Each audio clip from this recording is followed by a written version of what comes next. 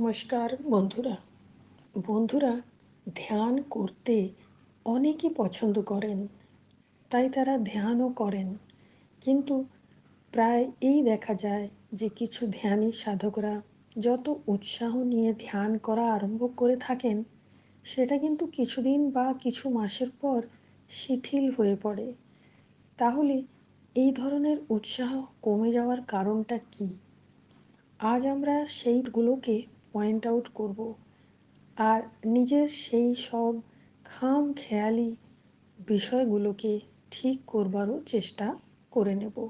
তবে এগুলোর পূর্বে আপনাদের কাছে একটি ছোট্ট রিকোয়েস্ট রইল যে আজকের বিষয়টি যদি আপনাদেরকে ভালো লেগে যায় তো please like, share and subscribe অবশ্যই করবেন। ধন্যবাদ। বন্ধুরা, জানেন তো, এক ধ্যানী সাধক তখন নিজের ধ্যানের প্রপার রেজাল্ট পায় না। সেগুলো আমি নাম্বার ওয়াইজ বোঝানোর চেষ্টা করছি। Number one, negligence. হ্যাঁ বন্ধুরা, আসলে এক ধ্যানী সাধক নিজের মনকে এত দৃঢ় করে নেয় যে তাকে ধ্যানের দ্বারা গুড রেজাল্ট পেতেই হবে, এই সে ভেবে নিজেকে খুব প্রফুল্লিত করে নেয়। এই ধ্যানের মারফত এক সাধক যে তার মনে স্পিরিচুয়াল পথে চলবার যে প্রতিজ্ঞা করে নিয়ে থাকে, সে নিজের গুরুকে কথাও দিয়ে থাকে যে আমি আমার প্রতিজ্ঞাকে সফল করবার চেষ্টা করে দেখিয়ে দেব, আমার এই প্রতিজ্ঞায় জিত নিশ্চিত। কিন্তু কিছুদিন পরে সেসব নড়বড়ে হয়ে যায়। এই প্রতিজ্ঞাকে সে স্থির রাখতে পারে না। কেন পারে না? তার কারণ তার মনের উৎসাহ ধ্যানের প্রতি ক্রমশ কমে যেতে থাকে। এটা একটা মানুষ মনের স্বাভাবিক প্রক্রিয়া, তাই তাকে ধরে রাখতে হয়। তাছাড়া এইসব প্রতিজ্ঞাকে বিফল করবার জন্যে সেই সাধকের মনের কোনো আরও গুপ্ত কারণও হতে পারে, কিন্তু মোটামুটি যেটা দেখা যায় সেটা হচ্ছে অবিশ্বাস।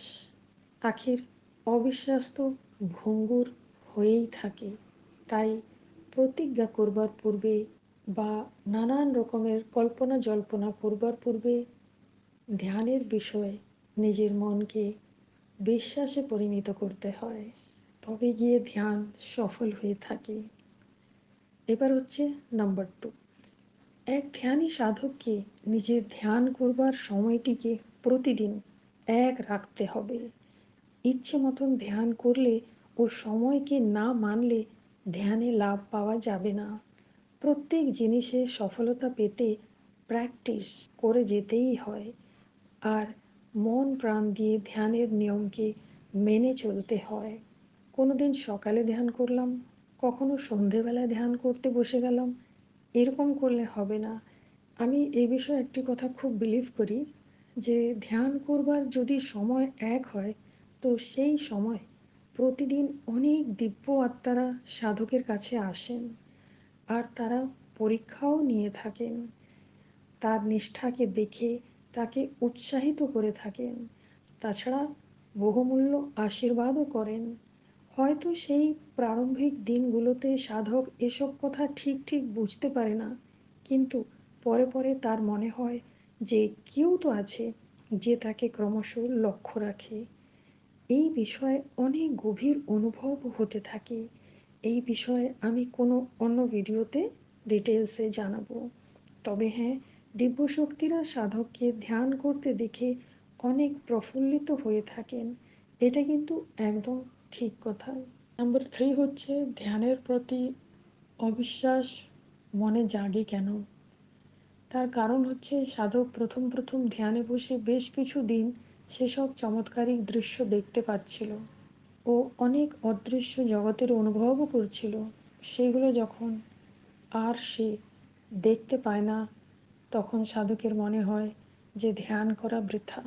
কেননা সেসব রোমাঞ্চকারী বিষয়গুলোকে ধ্যানে এক সাধক বারবার দেখবার জন্য চেষ্টা করে, কিন্তু যখন সে ধরনের দৃশ্যগুলো দেখতে না পায় তখন সে প্রায় ধ্যান করা ছেড়ে দেওয়া উচিত মনে করে, আর ধ্যান করা ছেড়েও দেয়। কিন্তু বন্ধুরা, ধ্যানে যে প্রথম প্রথম নানান রকমের অনুভব হতে থাকে, তার কারণটা কি জানেন? তার কারণ হচ্ছে সাধকের মন, হৃদয় ও মস্তিষ্কের সাফাই হতে থাকে। ৭২,০০০ নাড়ি নক্ষত্র পরিষ্কার হতে থাকে। তাই অনেক সময় আস্তে আস্তে বিভিন্ন প্রকারের অনুভব হওয়া বন্ধও হয়ে যায়। ধ্যানে আসলে যেসব দৃশ্য ইজিলি দেখতে পাওয়া যেত, সেগুলো কমে যেতে থাকে। তাই সাধককে এসব বিষয়কে নিয়ে খুব বেশি চিন্তা করতে নেই। অন্যথা ধ্যান বাধিত হবে ও আধ্যাত্মিক উন্নতি হবে না। ধ্যান এখানেই আধা অধুরা হয়ে রয়ে যাবে।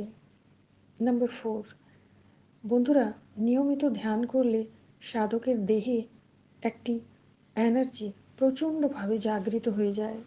পুরো দেহের কোন কোন চক্রে এনার্জি কেমন কাজ করে ও তার রিয়াকশন কি হয় সেসব অনুভব করে সাধক একটু ঘাবড়েও যায়।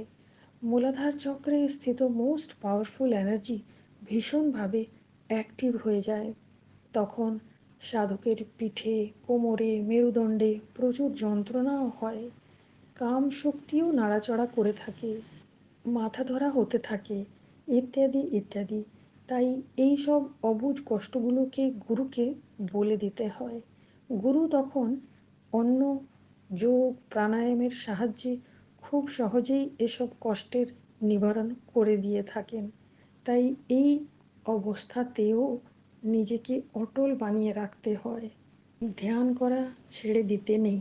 নাম্বার 5 হচ্ছে, যে ধ্যানে সবচেয়ে বড় বিঘ্ন সৃষ্টি করে সেটা হচ্ছে নয়েজ পলিউশন। তাই আগেকার দিনে সাধু মহাত্মারা নয়েজ পলিউশন যদিও বা তখন এত বেশি ছিল না, তবুও লোকালয় থেকে তারা একটু দূরে গিয়ে সাধনা করতেন, ধ্যান করতেন, যেমন পাহাড় জঙ্গল খুঁজে সেখানে চলে যেতেন। কিন্তু বর্তমান সময়তে এসব জায়গায় যাওয়া বা এসব স্থানকে পাওয়া একটু দুর্লভ হয়ে যায়, কেননা সাধকের নিজস্ব কাজকর্ম থাকে, অফিস ইত্যাদি ছেড়ে দিয়ে সেসব জায়গায় যাওয়া সাধারণ ধ্যানী সাধকের পক্ষে এতটা সম্ভব হয়ে ওঠে না।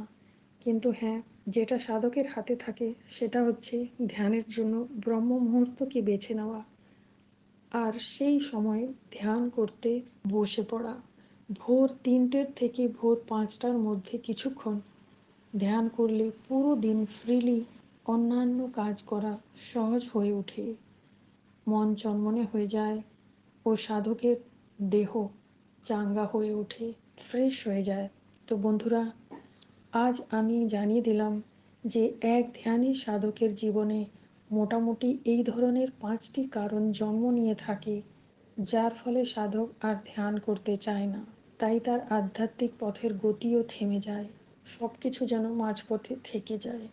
কিন্তু এ লক্ষণ ভালো নয়।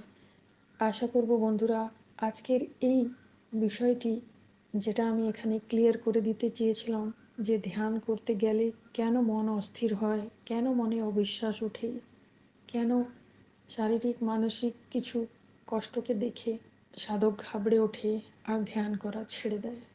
কিন্তু সবথেকে বড় জিনিস হচ্ছে, ধ্যান করবার পূর্বে ধ্যানের বিষয় ভালো করে খুঁটিনাটি বিষয়গুলোকে জেনে নিয়ে তারপরে ধ্যান করা আরম্ভ করা।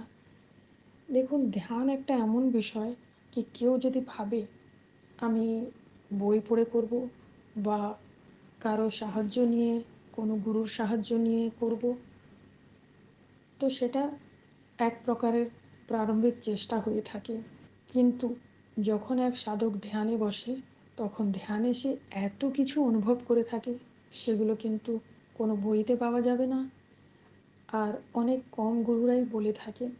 কিন্তু হ্যাঁ, যারা দক্ষ গুরু থাকেন তারা কিন্তু প্রায় প্রায় অনেক কথা জানিয়ে দিয়ে থাকেন, যাতে সাধকের মনে কোনো ভয় উৎপন্ন না হয়, অবিশ্বাস উৎপন্ন না হয়, আর সে রুচির সাথে ধ্যান করতে পারে। তবে হ্যাঁ, আমি আগেও আমার ভিডিওতে বলেছি, আর এখনও একটা কথা বলতে চাইব, যে সবার কিন্তু ধ্যানের অনুভব একটু একটু ডিফারেন্ট হয়েই থাকে। বন্ধুরা, আজ তাহলে এই পর্যন্ত। আমি আবার আসব কিছু নতুন বিষয়, কিছু নতুন তথ্যকে নিয়ে। আপনারা সকলে ভালো থাকুন, जय रघुनाथ जी।